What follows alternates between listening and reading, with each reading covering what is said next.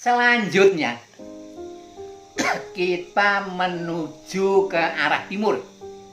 Timur itu basa Jawanya Ngetan. Itu nyabrang kali. Nah, di situ dulu ada pesanggeran. Pesanggeran itu tempat berdomisili para Demang. Pesanggeran Kademangan. Ini jaraknya 350 meter dari tempat perang itu batu itu menyeberang sungai ke timur. Di situ ada 2 pesanggeran yang sekarang masih tapi sudah direhab ditempati oleh anak cucu. Nah, Demang yang menempati itu adalah Demang, belum ada kepala desa pada waktu itu. Jadi Kademangan ini dipimpin oleh Demang ke-1, Demang ke-2, Demang ke-3 sampai Demang ke-4. Tuh. Nah, Demang-Demang itu apa tugasnya? Demang membawai kepala desa pada waktu itu. Yang dibawai Demang-Demang itu Desa Losari, Desa Bungur, dan Desa Tulaan. Jadi 3 desa itu di bawah kepemimpinan Demang yang ada di Desa Tulaan itu. Nah, mengenai silsilah masalah Demang, perlu kami sampaikan.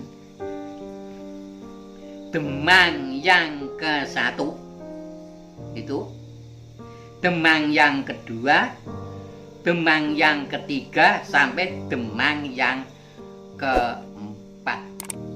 Ini Demang yang ke-1 namanya Raden Ngabei Kersowijoyo. Ini Demang yang ke-1. Itulah namanya Demang Karsowijoyo. Itu Demang yang ke-1. Perlu kami membaca ini silsilah kami kutip dari buku yang ada di Kademangan sekarang ini. Jadi baru 1 minggu saya mencatat silsilah Demang-Demang yang bekerja di pesanggeran Kademangan Tulaan dulu. Jadi Demang yang ke-1 Raden Ngabei Karsowijoyo. Setelah purna selesai menjadi Demang, mereka diangkat menjadi Wedono di Lorok, Kecamatan Ngadirejo. Itu Demang ke-1. Lantas Demang yang kedua namanya Mojo Sediro. Itu Demang yang kedua Mojo Sediro, bukan Sediro, Sediro. Purna itu diganti Demang yang ketiga Eyang Karmo. Itu Demang yang ketiga. Lantas Demang ketiga usai jabatan diganti dengan Demang yang keempat. Namanya Membek Partorejo. Namanya Membek Partorejo. Ini adalah Demang-Demang yang berkuasa di Kecamatan Tulaan yang membawai 3 desa, Desa Bungur, Tulaan, dan Losari. Sekilas daripada pesanggeran yang sekarang masih ada meskipun sudah direhab beberapa kali. Bekas atau sekarang peninggalan pesanggeran itu ditempati oleh cucu perempuan. Satu namanya Ibu Upik. Ibu Upik. Yang satunya sebelah kanannya ditempati juga cucu dari Demang, putra dari almarhum Bapak Imam. Bapak Imam itu dulu pegawai kecamatan.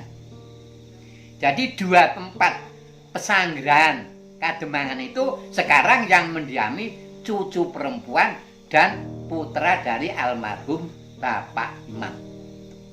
Sekarang kami ceritakan. Di muka pesanggeran Kademangan itu ada pohon yang besar. namanya pohon Tanjung. Pohon Tanjung itu besar sekali. Kalau lingkarannya orang 3 berdiri menyambung tangan, ini baru lingkarannya gathok. Usia daripada kayu itu kurang lebih 200 tahun. Sekarang masih subur sekali. Itu pohon Tanjung. Saya tanya kepada Ibu Upik penghuni itu daripada Pesanggerahan, gunanya untuk apa?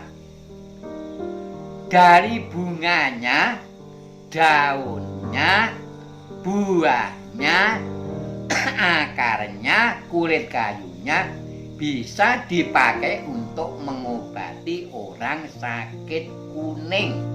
Carikan ulang lagi. Gunanya daun Tanjung, bunganya, buahnya, sampai akarnya. Ini dapat menyembuhkan penyakit kuning dengan jalan apa yang kami katakan tadi, direbus, airnya diminum. Menginjak kalau ke rumah ke belakang sebelah kanan, dulu ada rumah kecil. Rumah itu tempat beribadah para demang-demang di Desa Tulan. Di dalam rumah kecil itu, rumahnya sekarang sudah tidak ada, tinggal ada batu yang panjangnya bentuknya segi 4. Batu itu 90 cm, lebarnya 40. Itu tempat untuk sholat atau sembahyang. Batu ini aneh sekali menurut cerita dari Bu Upik. Batu itu kalau digeser arahnya, ini besok kembali lagi. Siapa yang kembalikan tidak tahu. Ini adalah keajaiban daripada batu di tempat sembahyang, tempatnya Kademangan itu. Jadi kalau biasa membujurnya kan ke barat dan ke timur untuk sembahyang. Tapi kalau itu digeser arahnya, besok pagi kembali lagi seperti semula. Jadi batu itu agak menakutkan seperti itu. Nah, sekarang apa yang ada di dalam rumah Kademangan itu sekarang? Ada pusaka 2. Itu tumbak yang bertangkai 1 meter lebih 25 cm. Tumbak itu namanya Banyak Anggrem. Jadi ada tumbak 2, namanya tumbak itu Banyak Anggrem. Di samping itu juga masih ada pusaka, namanya keris. Keris itu garannya melungker tapi tidak bisa digunakan untuk iris-iris. Itu keris. Itu singkatan garane melungker tapi ora kena nggo iris-iris. Itu keris. Singkatan kirata basa kependekan. Keris itu jumlahnya 11. Sekarang juga masih ada di rumah Pesanggerahan itu. Jadi sejarah Kademangan seperti itu, ada 4 demang. Demang ke-1, 2, 3, 4. Akhirnya setelah itu diganti pemerintahan oleh kepala desa. Itu sudah ini tadi nomor 2. Sekarang kita itu Kademangan ini berada di mana? Kademangan itu berada di RT 2 RW 2 Dusun Kerajaan Tulan. Ini tempatnya Kademangan. Sekarang juga masih ada, masih baik. Bahkan menurut cerita, siapakah yang pernah sembahyang di rumah kecil itu? Penjelasan dari Bu Upik selaku penghuni cucu sekarang ini, pernah dulu seorang bangsawan yang namanya Raden Panji Sanjoyo Rangin pernah juga sembahyang di rumah kecil itu. Di samping itu juga ada cerita, bahkan tidak hanya bangsawan itu saja, tapi Raden Kanjeng Jimat yang akhirnya menjadi bupati Pacitan itu juga pernah sembahyang di rumah kecil itu. Ini penjelasan dari Bu Upik selaku cucu itu. Jadi saya tidak mengada-ada, saya yang kami sampaikan itu adalah cerita dari penghuni rumah yang sampai sekarang ini. Bahkan silsilah Gemang juga diminta dari catatan dalam almari, ditunjukkan saya sampai saya foto. Tuh jelasnya. Sesudah itu kita menginjak kepada kepala desa.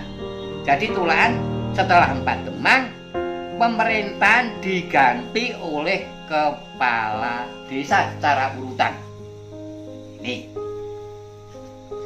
kepala desa yang satu namanya Raden Sutarpo. Raden Sutarpo. Ini masih ada pamili hubungannya dengan Eyang Gusti yang makamnya di Kedung Bendo Ngasem. Ngasem Kedung Bendo. Ini masih ada hubungannya, sama-sama bangsawan. Ini Lurah Sutarpo, Raden Sutarpo itu lurah pertama di Tulaan. Yang sekarang kalau diuji di mana tempatnya adalah tempat daripada rumah kepala desa Sutarpo itu yang sekarang ditempati rumahnya Pak Dono almarhum. Tuh. Kepala desa yang kedua Mbah Salamun. Mbah Salamun. Ini tidak dijelaskan tahunnya, saya tanya kepada sesepuh-sepuh tidak tahu, yang penting urutannya saja. Kalau ini Anda mengecek, misalnya ada pendengar penonton, datanglah di kantor desa Tulaan. Sebab kami menguji ini dari sesepuh-sesepuh ini sampai terlalu teliti sekali. Urutan tahunnya saya tidak jelas, tapi urutan kepala desa semua persis. Jadi kepala desa yang ke-1 Raden Sutarpo. Kepala desa yang kedua Mbah Salamun. Kepala desa ketiga Mbah Koijo. Kepala desa yang keempat Mbah Tarkijan, akhirnya bergelar Raden Mas Somo Sukarto. Lantas kepala desa yang kelima Bapak Gatut Sumoraharjo. Kepala desa selanjutnya yang keenam Bapak Prayitno. Kepala terusnya setelah Bapak Prayitno Bapak Gunarwan. Sesudah itu Bapak Gunarwan selesai masa jabatan diganti Bapak Guntaram. Sesudah Bapak Guntaram diganti lagi Bapak Yudi Sutarto. Nah sekarang ini kembali lagi yang menjadi kepala desa adalah Bapak Guntaram. Tahunnya saya tahu pilihan ini tahun 2020.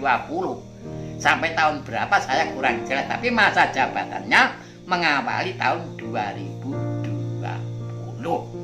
Ini adalah jelasnya susunan urutan kepala desa.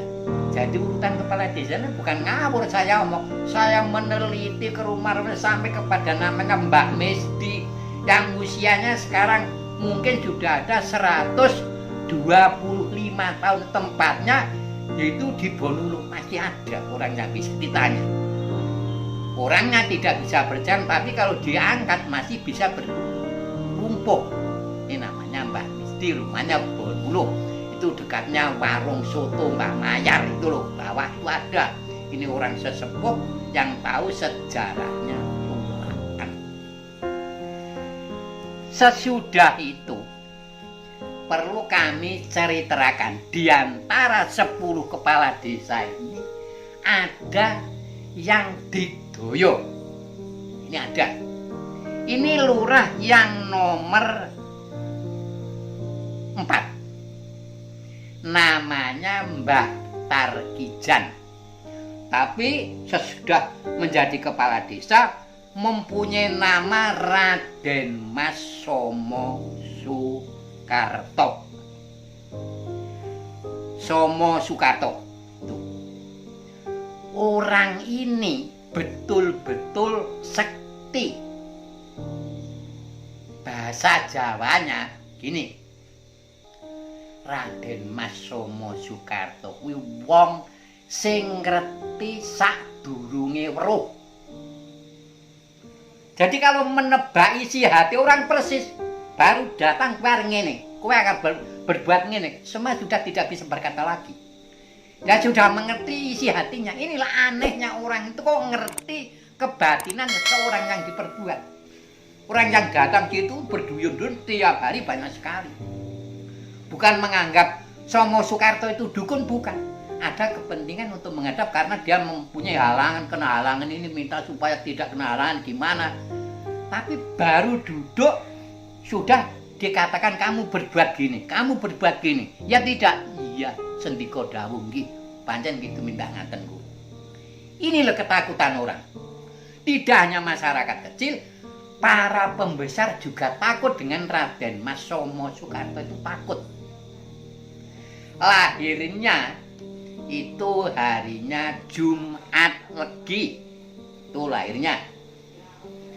Usianya 120 tahun. Nah, Raden Mas Somo Soekarto Tarkijan itu umurnya 120 tahun. Nih. Wafatnya juga hari Jumat Legi. Tanggal 30 bulan 8 tahun 1974. Jadi meninggalnya ya harinya Jumat Legi, lahirnya Jumat Legi. Tanggal 30 bulan 8 tahun 1974 dalam usia 120 tahun. Kalau Anda yang mendengarkan apa yang saya sampaikan, ini boleh Anda datang di tempatnya. Cucunya sekarang masih ada semua. Rumahnya gunungan. Kalau zaman dulu rumahnya itu dikatakan joglo. Di dalam rumah itu ada 3 gamelan, 3 rancang. Semua dari perunggu. Itu pelok dan selendro. Yang satu dinamakan lipur, sing sak rancang. Yang satu dinamakan gandrung. Yang satu dinamakan manis. Itu gamelan itu diberi nama masing-masing. Aneh sekali Raden Mas Somo Soekarto. Orang yang betul-betul kesedik. Ini belum cerita yang lucu lagi, aneh. Mulai jam 6 sore dia itu menabuh kloneng. Tueng, tueng, tueng, tueng, 6 kali jam 6. Jam 7 juga menabuh lagi sampai jam 5 pagi. Kapan orang ini tidur? Ini selamanya. Jadi selama malam ini setiap jam menabuh kloneng besi yang besar itu. Terdengar sampai 5 kilo, 4 kilo suara itu. Itu loh bekas potongan rel kereta. Itu di lubang diberi gendara terwantai, lantas diwantemi dengan itu pukul besi yang itu bulat, setiap jam menabuh. Orang sampai bertanya, kapan Raden Mas Somo Soekarto itu tidur? Tiap malam, tiap jam dia menabuh. Ini yang suatu keganjilan yang dirasakan orang banyak. Jadi dia betul-betul orang yang kesedik, ngerti sadurunge weruh. Tuh, menakutkan orang itu. Tidak hanya kecil, si besar juga takut. Lah anehnya, kalau Anda mendengar kata-kata itu aneh. Di lingkungan rumah sekitarnya itu ada kuburan, banyak kuburan. Kalau bahasa Indonesianya makam. Tapi Anda ya berpikir makam apa ya? Wong ada di sekitar rumah. Pada waktu dia menjadi kepala desa, dia itu punya lembu banyak, kerbau banyak, kambing banyak, jago banyak, kuda. Setiap binatang yang dipelihara itu sakit sampai mati, baik itu kuda, kerbau, lembu, kambing, jago, tidak boleh disembelih. Basa Jawanya disembelih itu dibeleh, tidak boleh. Dimakan ikannya tidak boleh. Semua binatang-binatang itu dikubur di situ. ada makam kuda, kepalanya dibungkus dengan kain putih mori. Sapi mati juga kepalanya dibungkus dengan mori, kerbaunya mati juga kepalanya dibungkus, sampai kambing, sampai ayam, jantan dan betina. Jadi di lingkungan rumah itu banyak makam, tapi makamnya binatang, bukan makam siapa. Kuburan, kuburan jaran, kuburan kebo, kuburan sapi, kuburan wedhus, kuburan jago, kuburan babon. Ini betul sampai sekarang masih. Jadi saya meneliti sampai datang di rumahnya. Sekarang ini penghuninya yang mendiami peninggalan pesanggrahan Raden Masomo Soekarto namanya Budania. Kakungnya sekarang itu mantan Kapolsek namanya Pak Prapto. Baru kira-kira 2 minggu saya datang di situ melihat situasi seperti itu. Jadi pada waktu sekarang ini makam Raden Masomo Soekarto itu kalau Anda ingin tahu tidak didekatkan dengan putrinya. Putrinya meninggal dunia dimakamkan di Dusun Wonokeso, Desa Losari. Tapi Raden Masomo Soekarto, kakungnya itu dimakamkan di Lungur Gedangan. Di Lungur Gedangan. Tuh. Jadi perjauhan pada umumnya antara kakung dan putri itu kan dekat. Tapi tidak. Sebelum meninggal dunia, Raden Masomo Soekarto berpesan kalau saya mati makamlah di Lungur Gedangan sana. Saya jangan didekatkan dengan makamnya putri saya. Itu sejarahnya yang dikatakan itu Raden Masomo Soekarto orang yang didoyo. Nah, rumah makam ini sekarang sudah dibangun pada tanggal 24 September tahun 2010. Makam Raden Masomo Soekarto dibentuk rumah joglo, ampok wolu, tuwinggi, permanen. Ini pada tanggal 24 September tahun 2010. Ini adalah makamnya. Ya kadang-kadang masih banyak orang yang menaburkan bunga di situ, ngalap berkah. Yang dimaksud gimana? Ya silahkan monggo. Ini banyak sekali yang datang ke makam-makam Raden Masomo Soekarto. Itu yang lahirnya Jumat Legi, meninggalnya juga Jumat Legi. Makam itu sekarang sudah dibangun secara permanen, rumah joglo, rumah gunungan mulai tanggal 24 September tahun 2010. Demikian sekilas daripada apa yang kami sampaikan. Kepala desa yang sangat menakutkan di Tulaan hanya satu itu. Ini sejarah desa Tulaan berasal dari kata tolak. Sekian kami paparkan apa yang menjadi sejarah Tulaan selesai. Bila ada kekurangan kami minta maaf. Penutup kata Khairul kalam. Wassalamualaikum warahmatullahi wabarakatuh. Waalaikumsalam warahmatullahi wabarakatuh.